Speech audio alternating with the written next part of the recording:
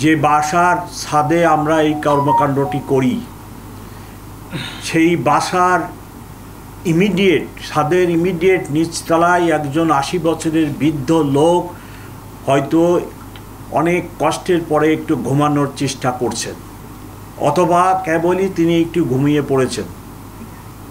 আপনার এই বিকট শব্দে তার ঘুম ভেঙে যায়, সে আরও অনেক কষ্ট পায়।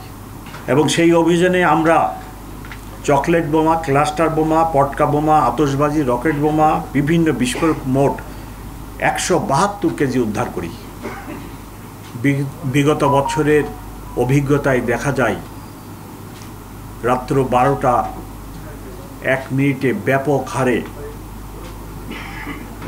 আতশবাজি, ক্লাস্টার বোমা, ফানুস ব্যবহার হয়ে থাকে। চলতি বছর আজকের শেষ দিন, আজকে রাত্রে একই ধরনের ঘটনা ঘটার আশঙ্কা আছে। সেই জন্য আজকে আমরা এই ব্রিফিংয়ের আয়োজন করেছি এবং এবছরই এই ব্রিফিংয়ের ব্যতিক্রম হচ্ছে পরিবেশ মন্ত্রণালয়ের অতিরিক্ত সচিবের উপস্থিতি এবং উনি আপনাদেরকে আতশবাজি, শব্দ দূষণ এবং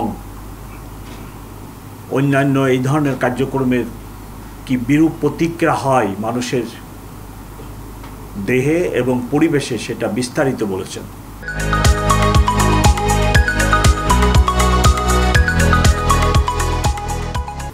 আমি বা আমার সহকর্মীরা এই ব্যাপারে কোনো বিশেষজ্ঞ নয়, তবে আমরা সাধারণ মানুষ হিসেবে জানি যে শব্দ দূষণ আমাদের শরীরের উপরে কী ধরনের বিরূপ প্রতিক্রিয়া ফেলে। ঢাকাবাসীর কাছে আমার অনুরোধ থাকবে যে আমরা এইরূপ কর্মকাণ্ড থেকে নিজেদেরকে বিরত রাখি।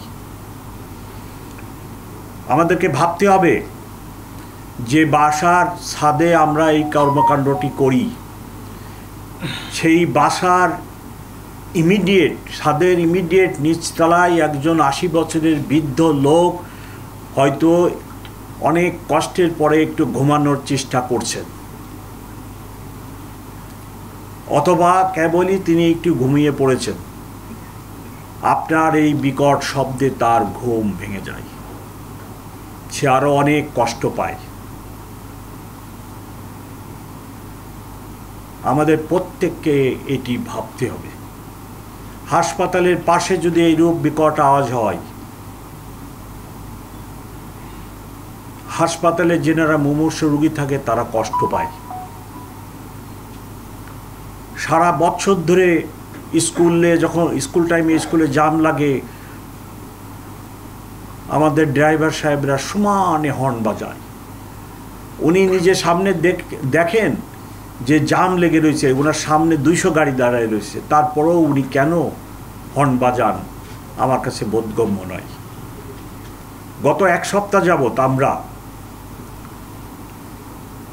আতশবাজি, রকেট বোমা, ক্লাস্টার বোমা, পটকা ইত্যাদি যাতে নববর্ষ উপলক্ষে ব্যবহৃত না হয় সেই জন্য ঢাকা মেট্রোপলিটন পুলিশ অভিযান চালায় এবং সেই অভিযানে আমরা চকলেট বোমা, ক্লাস্টার বোমা, পটকা বোমা, আতশবাজি, রকেট বোমা, বিভিন্ন বিস্ফোরক মোট ১৭২ কেজি উদ্ধার করি।